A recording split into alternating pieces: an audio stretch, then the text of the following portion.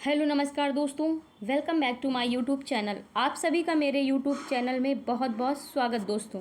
तो हम लेकर के आए हैं आपके लिए हिंदी के प्रश्न जो कि आपके एग्ज़ाम के लिए रहने वाले हैं बहुत ही महत्वपूर्ण। ठीक है दोस्तों, जैसा कि हमने आपको बताया था कि हमारे 20-20 क्वेश्चनों में सीरीज चल रही है जिसमें टोटल आपके 100 क्वेश्चन हैं दोस्तों। आज आपकी लास्ट सीरीज होगी दोस्तों, जो कि 81 नंबर क्वेश्चन से चलेगी और 100 तक चलेगी। ठीक है दोस्तों, उसके बाद आपके पूरे टोटल 100 क्वेश्चन कंप्लीट हो जाएंगे। ठीक है, तो आपका ज़्यादा समय ना वेस्ट करते हुए हम चलते हैं इन प्रश्नों की तरफ दोस्तों। तो देखिए हमारा 81 नंबर प्रश्न क्या कह रहा है दोस्तों। कह रहा है आँख के अंधे नाम नयन सुख का सही अर्थ है।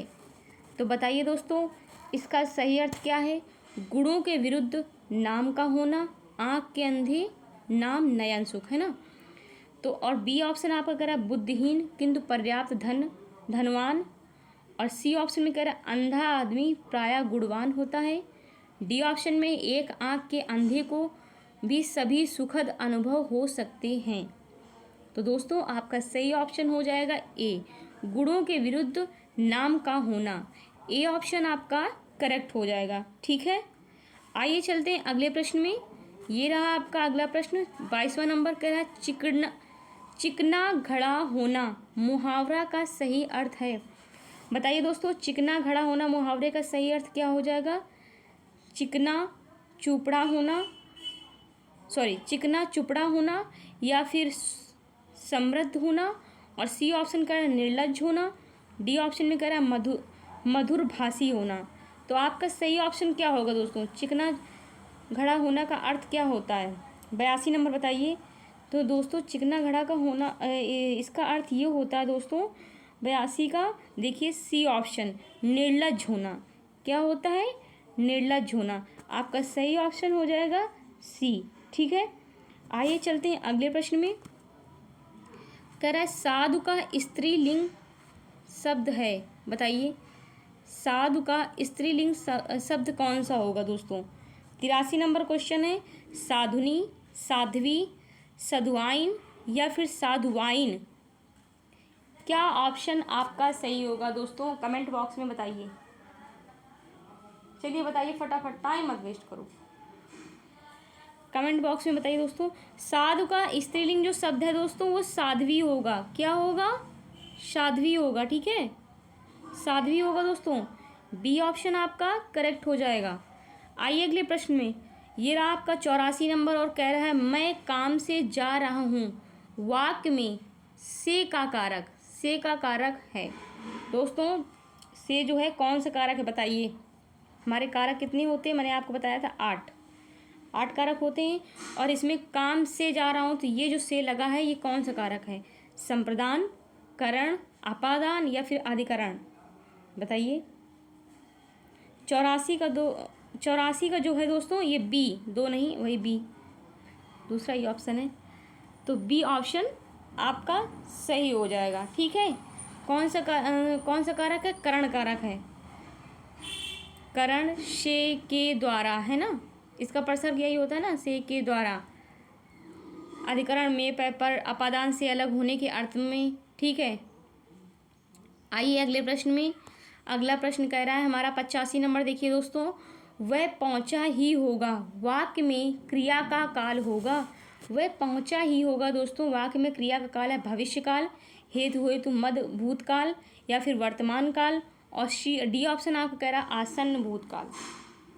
बताइए क्या होगा।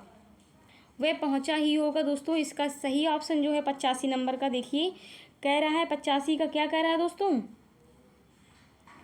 कह रहा है ऑप्शन कौन सा है दोस्तों ये बताइए, सही ऑप्शन बताइए पहले। वह पहुंचा ही होगा दोस्तों ये आसन्न भूतकाल है। कौन सा है, आसन्न भूतकाल है। ठीक है, वह पहुंचा ही होगा।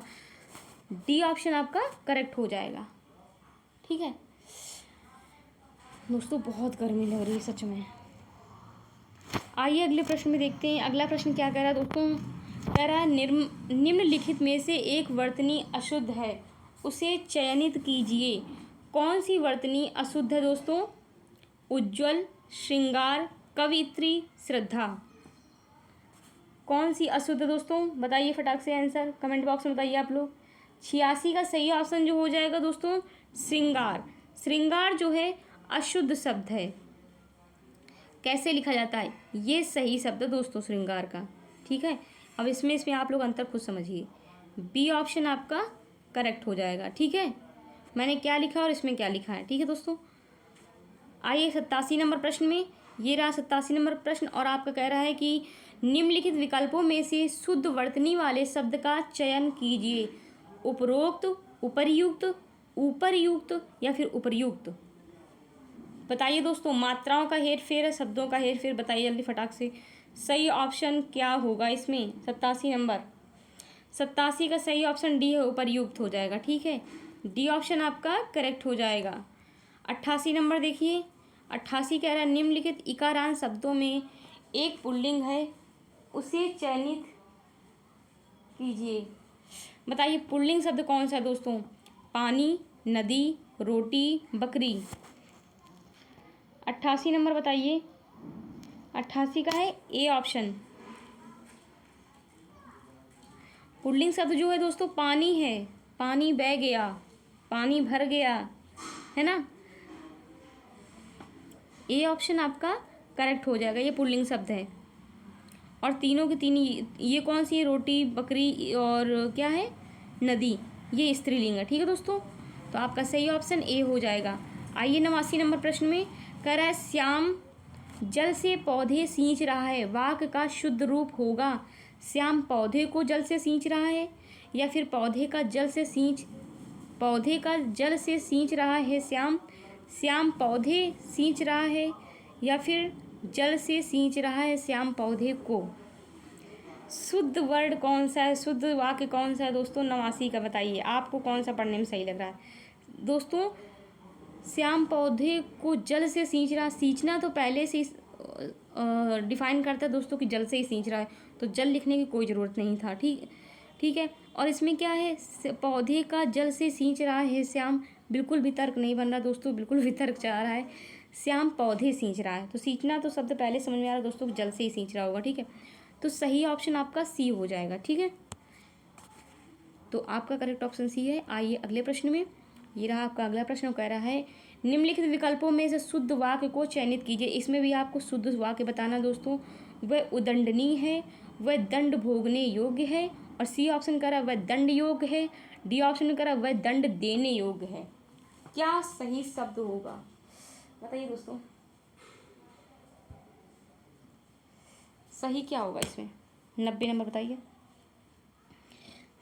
90 का है दोस्तों वह दंड योग्य है, सी ऑप्शन आपका करेक्ट हो जाएगा। ठीक है, आइए अगले नंबर प्रश्न में 91 में कह रहा है दोस्तों इन वाक्यांशों में एक अशुद्ध वाक्य है, उसका चयन कीजिए।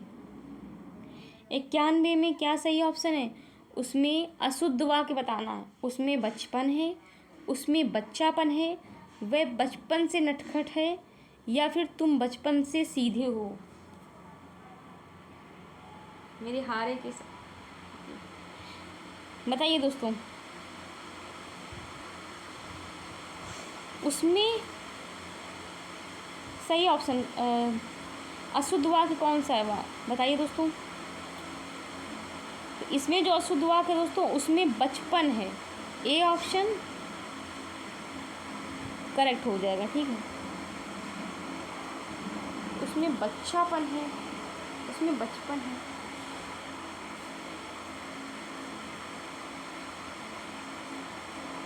दोस्तों ए नहीं होगा इसका, उसमें बचपन है, उसमें बच्चापन है, बी होगा बी।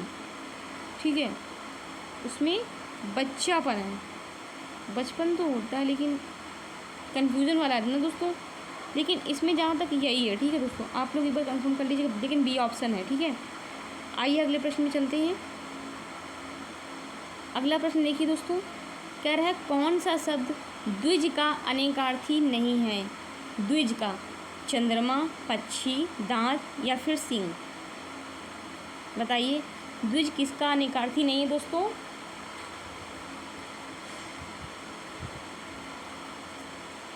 बताइए दोस्तों दुष्ट जो है हमारा सिंह का अनेकार्थी नहीं है। डी ऑप्शन आपका करेक्ट हो जाएगा, ठीक है। और आइए 93 नंबर प्रश्न में कह रहा है इनमें से कौन सा शब्द अंबर का अनेकार्थी है। बताइए अंबर का अनेकार्थी कौन सा शब्द है। गगन, पृथ्वी, चंद्रमा, वायु। तो अंबर का अनेकार्थी जो शब्द है दोस्तों 93 का सही ऑप्शन हो जाएगा गगन। ए ऑप्शन आपका करेक्ट हो जाएगा, ठीक है। आइए 94 नंबर प्रश्न में कह रहा है अचल शब्द का एक अर्थ है, स्थिर और दूसरा अर्थ है। अचल शब्द का एक अर्थ है दोस्तों स्थिर, तो दूसरा अर्थ आपको बताना है।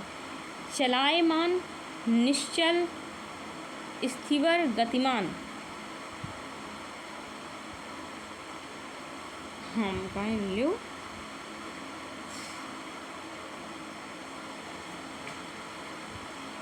बताओ दोस्तों सही ऑप्शन क्या होगा इसमें। कमेंट बॉक्स में बताइए आप लोग सब लोग इसका सही ऑप्शन क्या होगा दोस्तों। दूसरा बताइए दूसरा अर्थ क्या होगा अचल का। तो दोस्तों दूसरा हो जाएगा अचल शब्द का अर्थ जो है दोस्तों वो हो जाएगा 94 का नंबर देखिए निश्चल। क्या हो जाएगा, निश्चल हो जाएगा, ठीक है। बी ऑप्शन आपका करेक्ट हो जाएगा। आइए अगले नंबर प्रश्न में 95 नंबर देखिए दोस्तों। 95 कह रहा है दोस्तों इनमें से अमृत शब्द का समानार्थी शब्द कौन सा है। अमृत का समानार्थी शब्द बताना दोस्तों। वज्र, तुड़ीर, पीयूष, बाण। कौन सा सही होगा दोस्तों, पीयूष होगा। क्या होगा, पीयूष। सी ऑप्शन आपका करेक्ट हो जाएगा, ठीक है। आइए अगले नंबर प्रश्न में 96 में। और 96 प्रश्न हमारा ये कह रहा है दोस्तों निम्नलिखित विकल्पों में से मत्सर शब्द का अनेकार्थी रूप चुनिए। मत्सर का अनेकार्थी शब्द क्या है दोस्तों बताइए। 96 नंबर कह रहा है मत्सर का क्रोध, राग, द्वेष, ईर्ष्या। इसका सही ऑप्शन हो जाएगा दोस्तों द्वेष। क्या हो जाएगा, 96 का द्वेष हो जाएगा। सी ऑप्शन आपका करेक्ट हो जाएगा, ठीक है। 97 नंबर देखिए कह रहा है सर्प, मेघ, हरिण किस शब्द के अनेकार्थी हैं। शब्द मेघ, हरिण किस शब्द के अनेकार्थी हैं। 97 नंबर देखिए सारंग, नारंग, फिर ये शिकारी वाला सारंग है, षडंग लिखा है। बताइए कौन सा होगा। सर्प, मेघ, हरिण का अनेकार्थी शब्द आपको बताना है दोस्तों। इसका सही ऑप्शन हो जाएगा दोस्तों ए वाला सारंग सही है, ठीक है। आइए 98 नंबर में कह रहा है स्वर्ग, पृथ्वी, सूर्य किस शब्द के अनेकार्थी हैं। स्वर्ग, पृथ्वी, सूर्य किस शब्द के अनेकार्थी हैं। 98 नंबर बताइए। गोचर, गो, खेचर, सच, राचर। दोस्तों ये जो अनेकार्थी हैं वो गो के हैं। किसके हैं, गो के हैं, ठीक है। डी ऑप्शन आपका सही हो जाएगा। आइए 99 नंबर में कह रहा है प्रतिष्ठा, जल, चमक किस शब्द के अनेकार्थी हैं। प्रतिष्ठा, जल, चमक किस शब्द के अनेकार्थी हैं दोस्तों। अग्रिके, आकाश, मोती, पानी। 99 नंबर का दोस्तों सही ऑप्शन डी है, पानी। किसके हैं, पानी के, ठीक है। डी ऑप्शन आपका करेक्ट हो जाएगा। आइए अगले नंबर प्रश्न में, ये रहा आपकी वीडियो का लास्ट सवाल दोस्तों। बताइए विधि के इन अनेकार्थी शब्दों में एक गलत है उसे चयनित कीजिए। बताइए ब्रह्मा, कानून, अवधि, पद्धति। क्या होगा दोस्तों, विधि के इन अनेकार्थी शब्दों में एक गलत है उसे चयनित कीजिए। विधि ब्रह्मा होगा, कानून हो गया, पद्धति हो गया, अवधि। अवधि शब्द गलत है। क्या है, अवधि जो है विधि का अनेकार्थी शब्द नहीं है, ठीक है। सी ऑप्शन आपका करेक्ट हो जाएगा, ठीक है दोस्तों। समझ में आया आप लोगों को। दोस्तों अब आपकी वीडियो यहाँ से समाप्त होती है। तो बताइए आपको वीडियो कैसी लगी। अगर अच्छी लगी हो दोस्तों, वीडियो पसंद आई हो आपको, तो वीडियो को लाइक करें, शेयर करें और चैनल को हमारे सब्सक्राइब ज़रूर करें। ठीक है दोस्तों,